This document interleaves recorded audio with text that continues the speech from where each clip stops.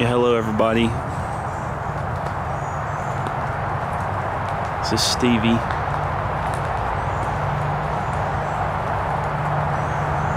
can also call me Chuck.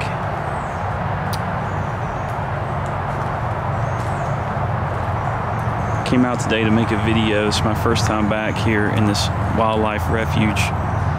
It's in my state. It's in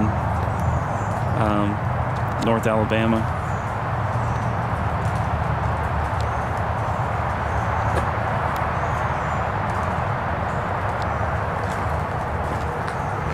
I'm gonna basically retell an encounter that I had back in November of 18, where I saw in this wildlife refuge, going on the record to say that I saw a Sasquatch clear as day. And I'm taking you to where that is right now. Okay. So I'm down further on the trail, and this is a birding trail in this wildlife refuge. Gonna admit I'm pretty nervous right now. This is the first time I've been back since November. I am the only one out here. There were no cars parked in the parking area. Yeah, it looks like they had some damage here last night, but wow, okay.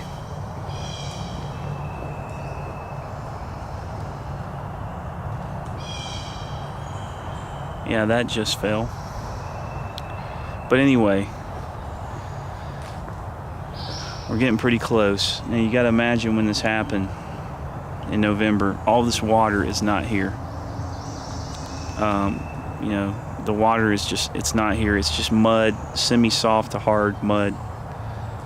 And I am going down, you know, walking this way, just on the boardwalk. And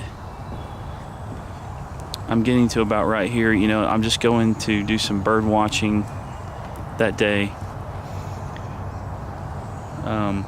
All I have is my backpack and,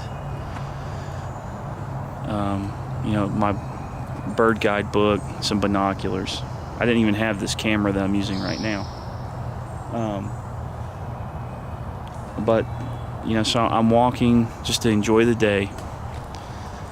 I get around this corner, you know, I'm going around here, and I get to about right here. And I turn and I look as I'm just looking in this direction. And right here, this tree that has the curve, kind of curves upward. Right there where that clump of moss is, about right there.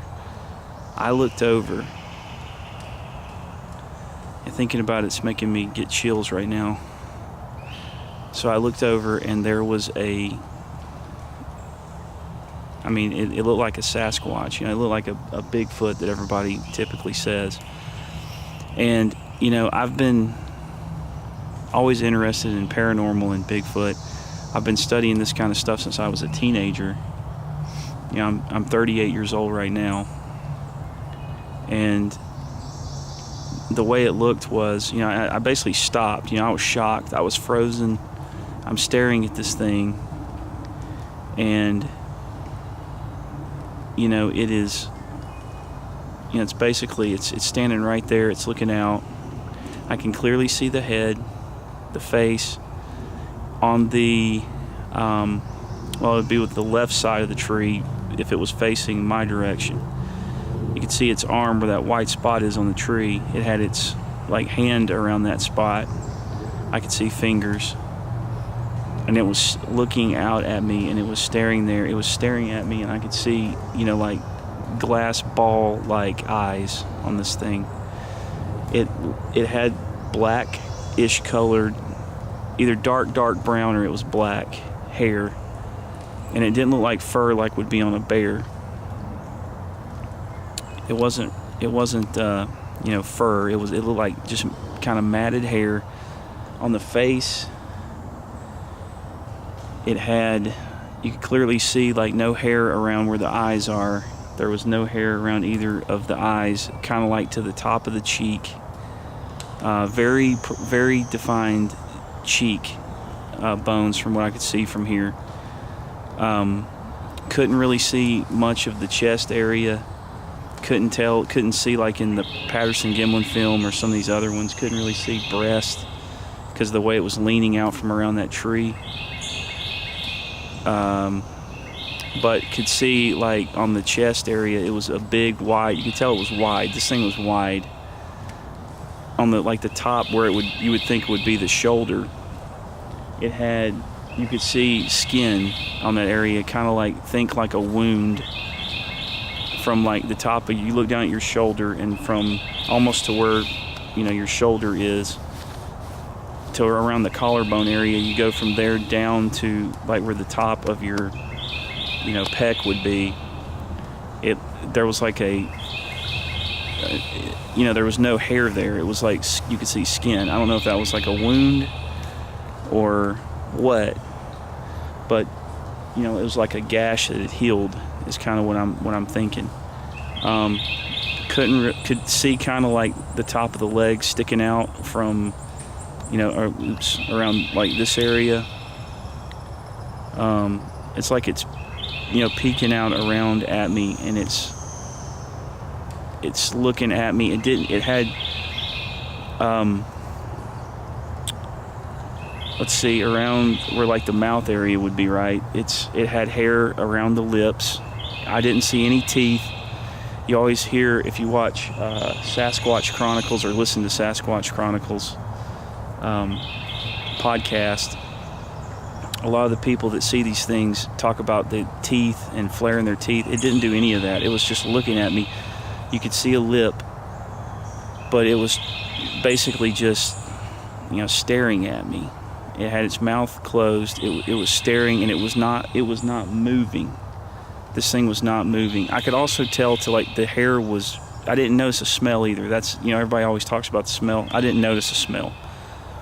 I don't really have a good sense of smell, but I didn't really notice anything. I can still smell a skunk or anything like that. We have a lot up here that get hit on the roads, country roads. And but I didn't notice any kind of smell like that, like people say. Didn't notice that.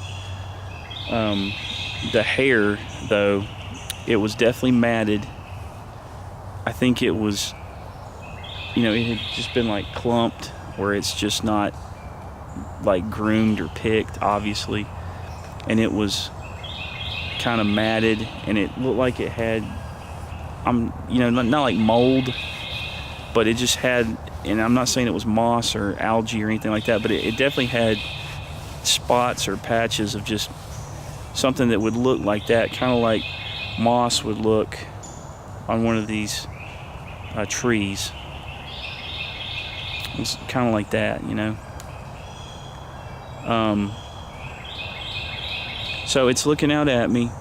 I instantly froze, of course, like I was saying. I'm staring at this thing. I mean, we're having a staring match.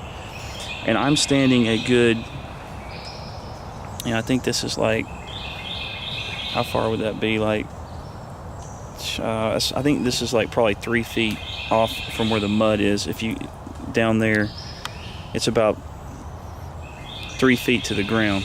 So, I kept thinking that this thing was not too large. You know how people say these things are 7 feet, 8 feet tall? But now that I'm thinking about it, its head was just over around this area right here to the side of where that knot or that green clump right there is in the center of the screen. Its head was peeking around that area. So, my head where I'm standing, I'm about 6 foot tall, looks like that it's higher than that spot. But if I'm 3 feet off the ground, then that means that's approximately, would that be, if that's, let's see, if its head was slightly above that, and then that would make me slightly above its head. Maybe it was over 7 feet. I don't know. you don't really think about that in the moment. I mean, I originally was thinking, and like when I told my wife about this, I was thinking it was like 6 foot tall. But I think it was taller than that because I wasn't factoring in that I'm on this boardwalk. I wasn't factoring in that I'm on this elevated platform. So yeah, I guess it was pretty tall. So as I'm standing and looking at this thing and trying to take everything in, and intrigue, fear was the main thing for sure. I'm feeling fear right now, actually, but fear was the main thing that I felt. But I was also trying to take in as much as I could from the encounter. And then I also my heart rate was definitely kicking up, and I started panicking because I was picturing this thing, which I could already tell was wide-shouldered, had long arms. It's reaching around at an angle, kind of this slight angle around this tree, and looking at me. And you realize you're seeing, whatever they are, I don't know. I don't really think they're apes, but a monster, basically. You're seeing this. It's real. There's no way this was a person in a suit. Why would they be out here? What did they do? Did they walk through the whole wildlife refuge in a suit that would have been one of the best suits that I've ever seen made? Would they really do something like that? I knew what I was seeing was real. So then instinctively, and I'm probably about 205 pounds, so I'm not an athlete runner, but I took off, slow pan here. I took off, so from here, I then, turned around and I took off running. I took off running as fast as I could back to where the parking area was. And in my brain, as I'm running, I'm thinking, this thing is going to run after me and it's going to tear me apart, So I instantly was thinking about my family and my wife and my kids. And I was thinking about this thing, you hear people talk about these things, right? And they say, oh, well, I felt no aggressiveness in this creature. I felt like it wasn't going to hurt me, and obviously it didn't. And it didn't. I don't think it even moved from the spot until it knew that I was gone. But you don't think about that when you realize what you're seeing. You don't think about that. You want to get out of there. When I used to read about these things and research Yeti, Yeren, orang pendek, Bigfoot, you think that these things are going to be in the Pacific Northwest. I used to dismiss the sightings from places like this. There haven't really been a whole lot of sightings in Alabama. This is North Alabama. There haven't been a whole lot of sightings. There's a handful, like on the BFRO website.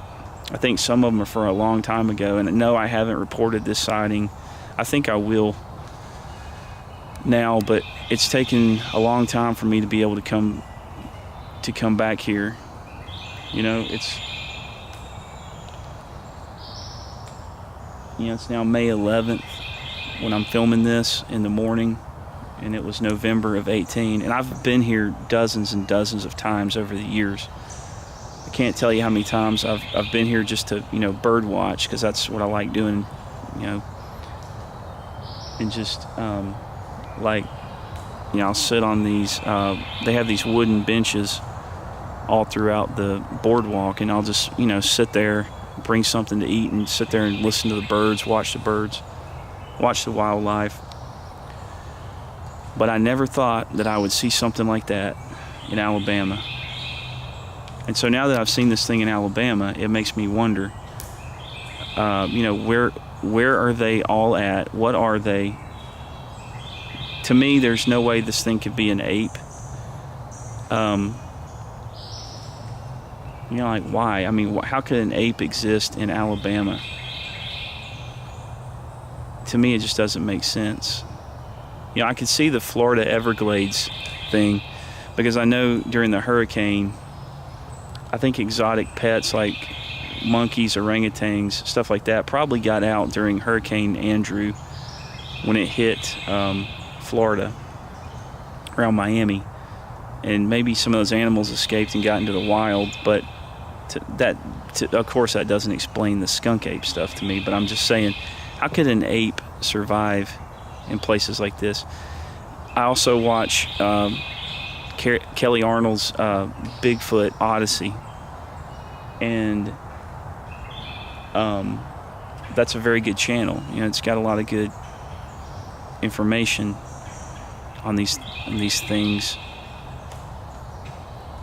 But I just wonder, you know, his sighting was in Mississippi, and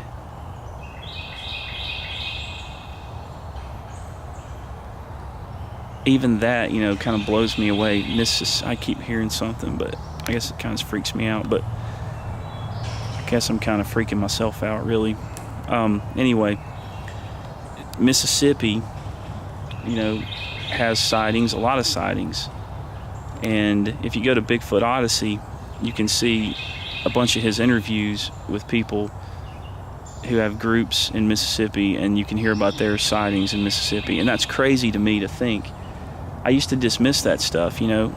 I hate to say now, I didn't think that the people were crazy. I thought that they were just doing like misidentification, which I don't even think there's black bears in Mississippi. You can correct me if I'm wrong about that, but I didn't think that there were. But anyway, I didn't really put credibility, I guess is what I'm saying, into any of these sightings in the southeast. I held reserve for the Great Smoky Mountains in Tennessee. I did have reserve for that. I thought, okay, you know, that makes sense. Mountainous terrain, probably thousands of acres, if not, I mean, hundreds of thousands of acres locked off, missing. You know, you watch the David Paulides missing 411 things about people that go missing in the state parks. Okay, that makes sense to me, because I think that the Sasquatch are probably what are doing that in a lot of the cases. Not every case, of course, but in a lot of the cases.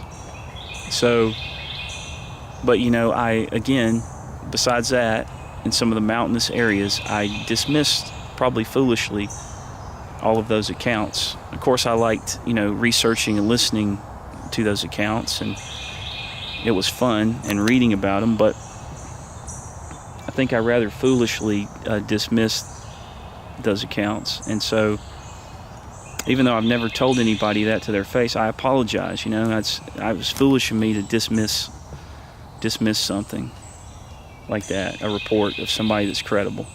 I know there's a lot of hoaxers. I know there's a lot of people out there who make a bunch of stuff up.